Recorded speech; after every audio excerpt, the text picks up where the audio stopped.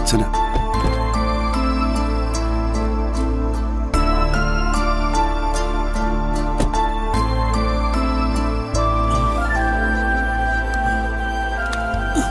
അച്ഛനെന്താ ഇവിടെ ഒറ്റയ്ക്ക്?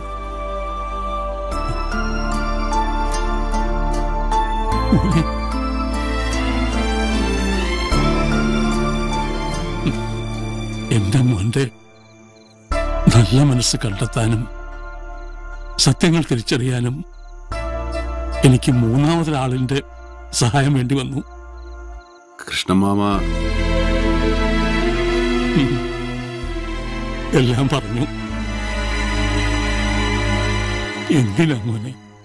എന്തിനാ മോനെ അച്ഛൻ ചെയ്ത ഒരു തെറ്റ് എല്ലാവരിൽ നിന്നും മറച്ചുപിടിച്ച് നീ സ്വയം ശിക്ഷയേറ്റത്?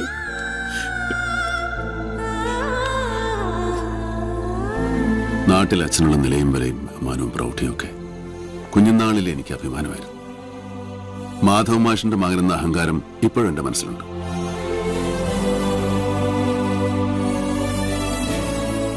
ആ എന്റെ അച്ഛനെ മറ്റൊരാൾ കുറ്റപ്പെടുന്നത് കാണാൻ എനിക്ക് പറ്റില്ല. അന്നും എന്നും എന്നായാലും എനിക്കത് സഹിക്കാൻ കഴിയില്ല. അന്ന് അച്ഛനെ രക്ഷിക്കാൻ എനിക്ക് വേറെ വഴിയില്ലായിരുന്നു. ഇനി ഈ ലോകം മുഴുവൻ നിന്നെ തിരിച്ചറിയണം. ഞാൻ വിളിച്ചു പറയും നിന്റെ നിരപരാധിത്വം. പറയരുത്. ഞാൻ ഗുണ്ടയാണ്, തെമ്മാടിയാണ്. ഞാനിങ്ങനെയൊക്കെ ജീവിച്ചോളാം. പക്ഷേ എന്റെ അച്ഛൻ ആരുടെ മുമ്പിൽ തലകുനിക്കരുത്, കുറ്റവാളിയാകരുത്.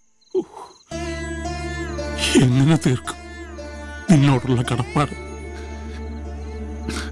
ഇത്തിരി സ്നേഹം എനിക്കും കൂടെ തന്നാ മതി.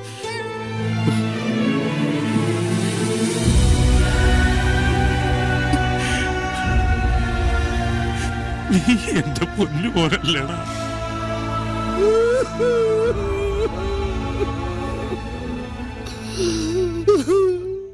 ഞാൻ പേനയും പേപ്പറും എടുക്കാൻ മറന്നു. എന്റെ നോവലിൽ ഇത്ര ഡെപ്തുള്ള ക്യാരക്ടേഴ്സ് ഇതുവരെ വന്നിട്ടില്ല. ഇനി നിങ്ങൾ രണ്ടുപേരുടെ അടിച്ചു പിരിഞ്ഞാൽ കഥക്കൊരു ട്വിസ്റ്റ് ആയിട്ട് അവന്റെ ട്വിസ്റ്റ്.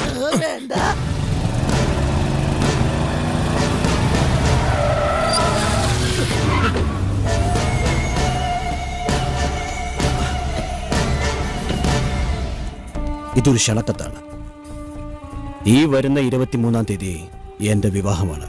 വധു അശ്വതി, കമ്മീഷണറുടെ മകൾ അശ്വതി. വീട്ടിൽ വന്നാണ് സാധാരണ കല്യാണം ക്ഷണിക്കേണ്ടെന്ന് എനിക്കറിയാം. പക്ഷേ അതിനൊക്കെ ഒരു മിനിമം യോഗ്യത വേണ്ടേ. കല്യാണത്തിന് വരണം, ആശീർവദിക്കണം എന്നൊന്നും ഞാൻ നിർബന്ധിക്കുന്നില്ല.